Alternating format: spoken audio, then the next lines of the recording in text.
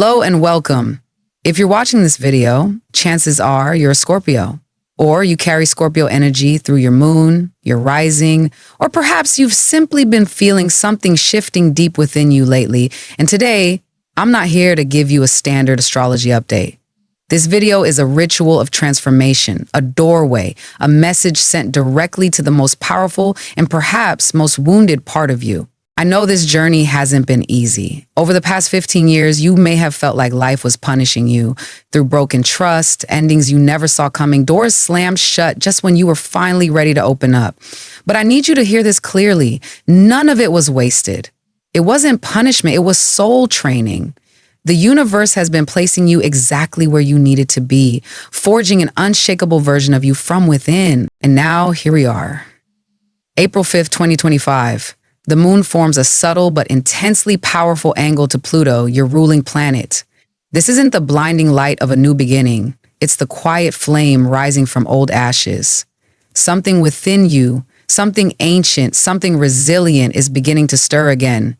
Not loudly, not for show, but undeniably. In this video, we'll dive deep into that process, into your love life, your career, your finances, and most importantly, your inner world.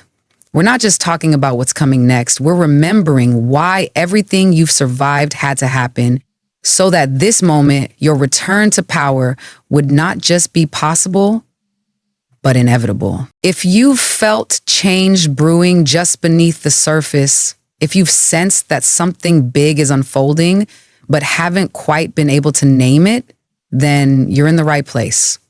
And I'm honored to walk beside you in this sacred moment. And that's the difference now. You're no longer choosing from a place of fear or from the ache of what you've lost. You're choosing from a place of sovereignty. For so long, your love may have been shaped by survival, trying to prove your worth, to earn affection, to fix what someone else broke in themselves. But that chapter is done. And this next one, it asks something more powerful of you, not your effort, but your clarity. If you're single, this isn't the time to chase love or attempt to manifest it through longing. The person who is meant to meet you now, who may have hovered on the edges of your life or even appeared in dreamlike glimpses, isn't drawn in by your effort. They're magnetized by your frequency. The more you anchor into your own healing, into your truth, the stronger the pull becomes. This is a connection that doesn't rush in loudly, but arrives with a sense of inevitability. Not because it completes you, but because it meets you. And if you're in a relationship, now is the moment to truly see things as they are. Not through the lens of old wounds, not through the stories you've had to tell yourself to stay, but through the clarity that only comes after surviving so much. You're being invited to either deepen into something more honest, more mutual, more emotionally safe, or to release what no longer holds resonance. Not out of anger, not from pride, but from the quiet recognition that your heart deserves more than to be constantly explained or defended. This new season of love doesn't require armor. It doesn't demand performance. It asks for presence. It asks that you show up exactly as you are, raw, self-aware, unwilling to settle, and trust that what's meant for you will recognize you, not in spite of your depth, but because of it. From this point forward, the way you relate to love and to being loved becomes an extension of your healing, not a remedy for your pain. And when that shift happens, the people who come into your life can't help but reflect it. They'll speak your language, feel your rhythm, and most importantly, they won't ask you to shrink to be held. As we continue, we'll explore how this deeper alignment in your emotional world begins to ripple into other areas of your life, your work, your sense of purpose, your relationship with abundance. Because when your heart no longer beats for survival, everything else begins to rise with it. You no longer need anyone's approval to validate your worth. And your career at this stage is no longer a stage for proving yourself. It's the foundation you're building to stand on, unapologetically. Maybe you've passed on opportunities because they didn't seem perfect yet.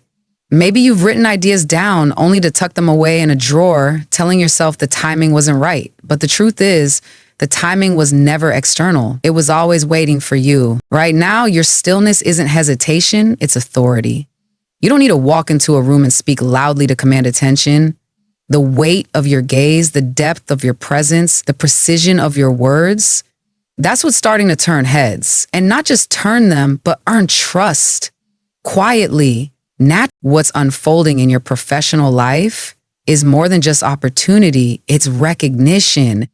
You're becoming someone who cannot be replaced, someone who brings a perspective no one else has. And what used to make you feel misunderstood is now the very thing setting you apart. This is not the time to wait for the spotlight. This is the time to turn on the switch inside you and watch how everything around you begins to rearrange itself to match that signal. The unexpected emails, the opportunity from someone who once overlooked you, the message from a past client, a former employer, or even a quiet admirer of your work, suddenly ready to listen, not because you've changed, but because you've stopped needing to be chosen to begin. Let your intuition lead. If there's a project, a vision, or a career pivot that makes your heart beat faster every time you think about it, that's the sign. You don't need a perfect roadmap. You just need to start acting like someone who believes in their value. Because the truth is, you always had it. In the next part of this journey, we'll step into a realm that's often underestimated but deeply tied to your personal sovereignty, your finances. Because once you understand the true worth of what you're building, the question stops being how much can I earn and becomes how much am I still giving away without being properly compensated for. It's no longer about just getting by. It's about ownership of your time, your energy, your value. Scorpio's wisdom has always been in knowing where to invest, not just financially, but emotionally, spiritually, energetically. And now the universe is beginning to respond to how fiercely you've reclaimed your boundaries. There may be unexpected money coming your way, a payout, a refund, a forgotten investment finally maturing, or maybe it's not money itself, but an opportunity you assumed was long gone, suddenly reappearing with new terms, clearer alignment, and actual respect for what you bring to the table. You might even hear from someone who once overlooked your work, your ideas, or your presence, and this time, they're not just noticing, they're offering what should have been offered all along, recognition with compensation. But none of this is happening because you got lucky. It's happening because you stopped negotiating your worth. You stopped shrinking into spaces that couldn't hold you. You stopped saying yes to roles, people, or projects that only asked for your power, but never planned to honor it. This moment is not about proving you can earn more. It's about standing in a frequency where more naturally comes to you, not because you chase it, but because you finally stopped leaking energy into what doesn't align. It's a shift from striving to deserving, from effort to embodiment. You may feel called to review the way you handle money, not from fear, but from clarity. What's truly feeding your future? Where are you still giving out of habit, not intention? Where are you still playing small with your pricing, your rates, your requests? Because here's the truth. Your financial reality is not separate from your emotional and spiritual evolution. It is the outer proof of the inner restructuring you've done.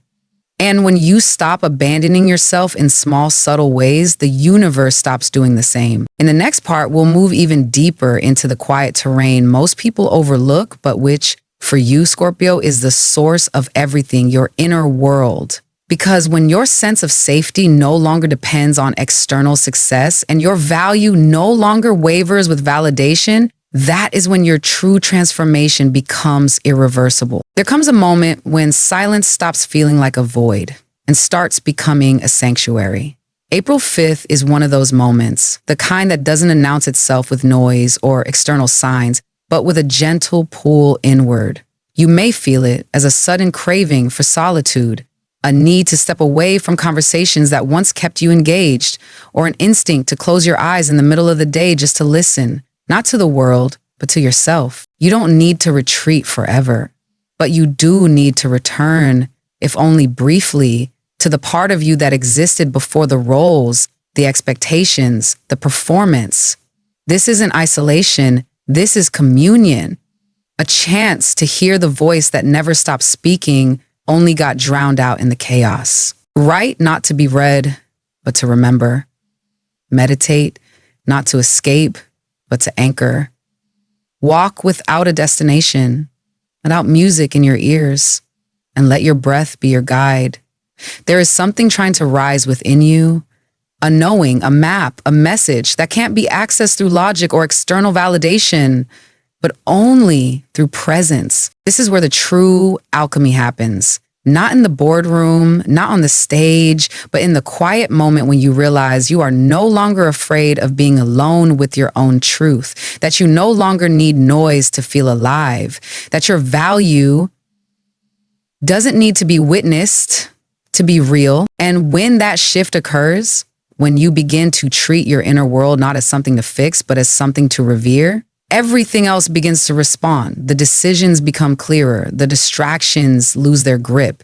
And your intuition, the compass you were born with, starts to point not toward comfort, but toward clarity. In the final part of this journey, we'll bring everything together because transformation doesn't end in insight.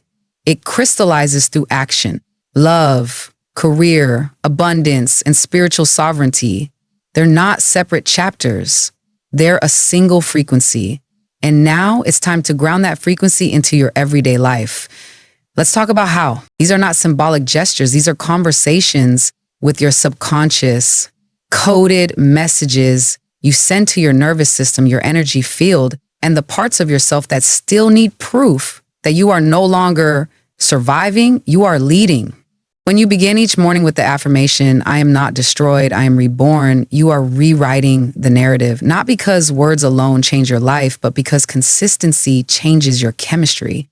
You're telling the parts of you still holding on to the past that something new has arrived. And this time, you're not waiting for external validation to believe it.